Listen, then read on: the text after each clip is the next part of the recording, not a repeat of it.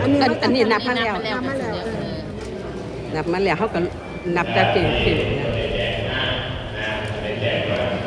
กำลังเนี่ยได้หลายอยู่นะได้ อายุวันนั้นเก่ามา3,000ก็ถึงดอก2,000เก่าก็เลยเติม3,000 นั่นแหละได้เพิ่นหลายเป็นบริวารหลาย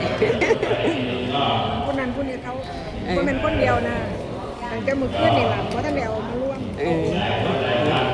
คนละ1,000คนละ500คนละ300ซั่นน่ะรวมกันอีกนะ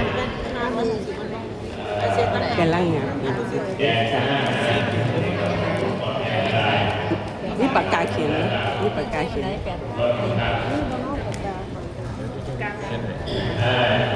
นี่ปากกาเขียนนะ